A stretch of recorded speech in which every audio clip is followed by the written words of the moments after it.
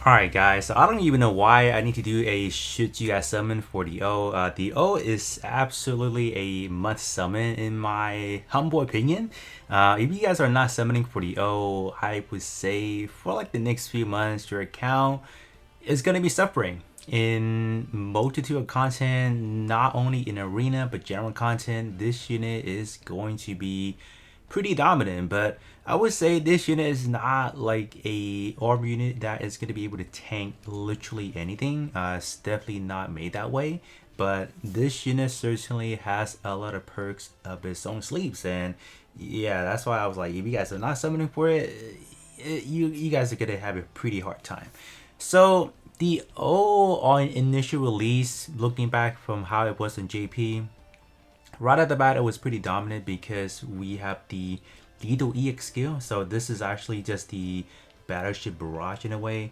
So for the lethal EX skill, it deals a vicinity damage every 10 seconds. So this scales from your range sense and the resistance stats.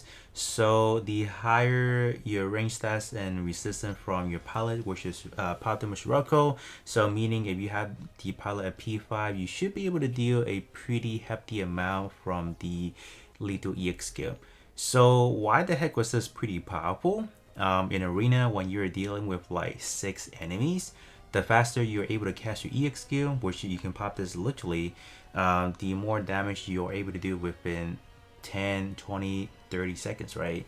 And in general content, why is this important? Well, there's going to be some general content where there's always going to be a lot of enemies, and this unit is literally designed to do just that. So it's going to be pretty powerful whenever you are taking on any stages where there are multiple enemy. While single target enemy may not be like the most appropriate place to use this unit initially, given how it was in JP, but once we get the gear skill system or whenever that feature comes out, it literally, you can say 100-fold the original damage you would be literally doing. So at that point in time, the lethal EX skill is just exponentially becomes powerful, right? Like literally the only thing you see from this unit, like from the overall damage calculation, is gonna be a teeny tiny bit of the EX skill damage, and the majority of the damage is going to be coming from the lethal EX skill. So that is how future proof this unit is. I'm not going to say this unit is going to be like the best armor unit forever. I'm not saying that. Even right now in JP, depending what you guys are using, you can kind of use something else already. So in JP wise, this unit is still good for general content on any other event that you are facing multiple enemy, but specifically for arena, we have already,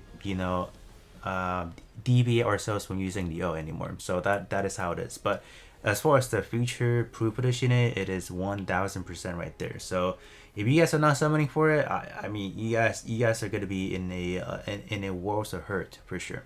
What I tell you guys, like, go all in. So given how they're releasing a lot of things, I do want to talk about something else as well. We don't know what's coming out next month. So if next month is a red element month, I do fear that we might be getting the red Kribble Mark II. Why am I bringing up the red Kribble Mark II? So that is essentially a giga version of what the EZA is currently doing. So I do want to bring that point to you guys as well. So the O is obviously good, but I cannot stress enough like the Kribble Mark II that JP has, or whenever it will come out for global, it was a monstrous unit. I didn't summon for it, and I learned a hard lesson because that unit was just on crack where if you don't have it, a lot of unit were just not doing enough damage. So whether or not you guys are like a free-to-play player or like a spender, whatever, summon responsibly because the O is good, but you want to make sure you have enough diamonds to whenever they drop the red Kribble Mark II, you guys can summon for that as well. So I just want to bring that up, so in case if you guys are like, whoa, he said go for the O, like go for all in, and you guys are left with no diamonds, then you guys are kind of cooked at that point. And I do know that a lot of people did come in to be like, oh, I didn't get it with my like 30k, 20k, whatever. Well, that's why I told you guys, don't summon on those like really bad limited banner units that they have been releasing. Don't get baited by them.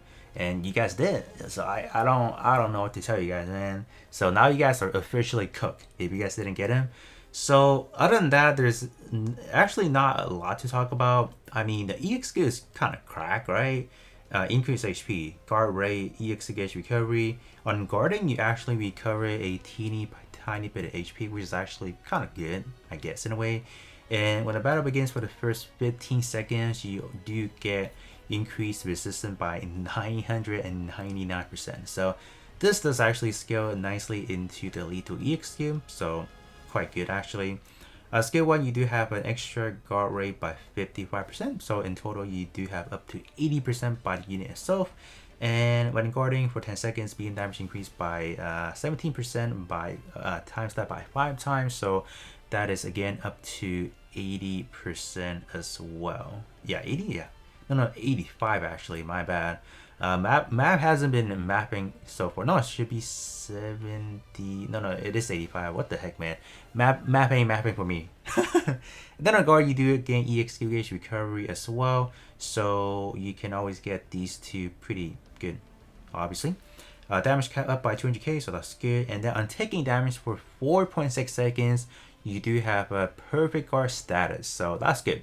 So in a perfect guard situation, there shouldn't be any unit that can deal a lot of damage to you, in theory. And then on guarding again, you do recover 764. And if you combine these two together, you should be netting in 2,000, right? If map is right, yeah, 2,000. Dude, 2,000 is actually pretty good for what it is. Yeah, it's not bad. Other than that, sub skill is 10% HP, 10% taking damage reduction, and then 1% EX skill gauge recovery on guarding. So nothing too special right there. Same thing as the weapon, you have the beam rifle, beam saber, and a strong attack beam rifle. Not really a whole lot to talk about. So the only thing this unit really lacks is some EX skill damage reduction. If this unit has that, ooh, this unit for its time would have been the best thing ever, right? Unfortunately, this unit doesn't really have that. All it really has is just those guard rate and perfect guard, and that is kind of it.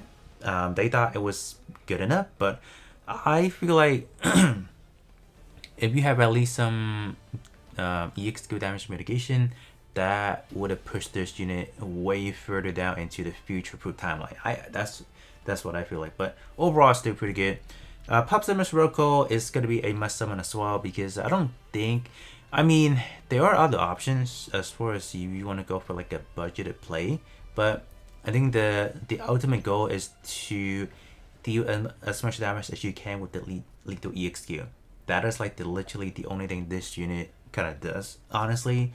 Paptimus Scirocco gives you an extra 24% guard rate, so that brings you up to what, 100? No, that should bring you over to 104. Actually, though that is just a bit over 100. It's not bad. And then you also do get an extra 32% EX skill damage, which it is gonna come in handy.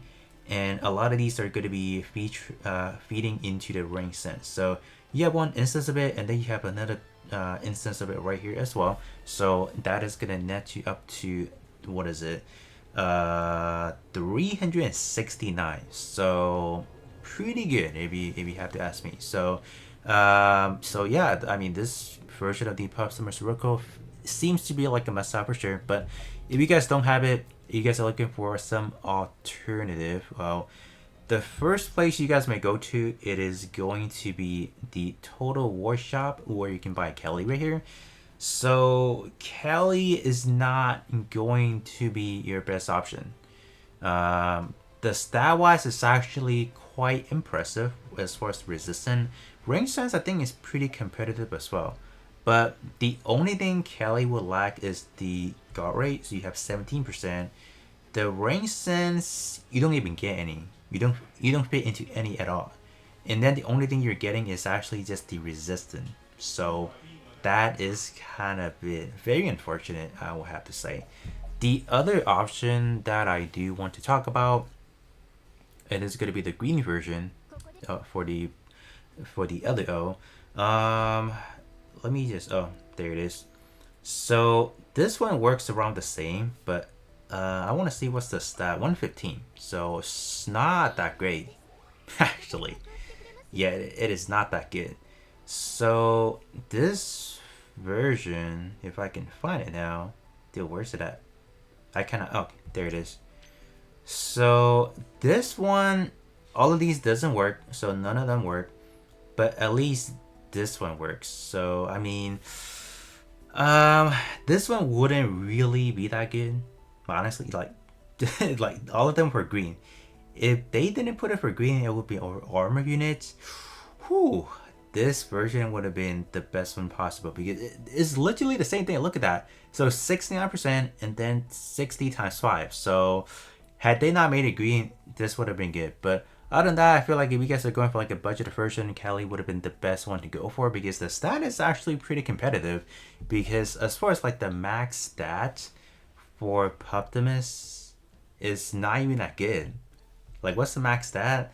The range is good, 201, and the resistance is 144. So depending on what you guys can get, I mean, if you guys are not getting this one, if you guys cannot get it because you guys don't have any more diamonds, and you gotta skip it, right? So the next best place is literally Kelly then.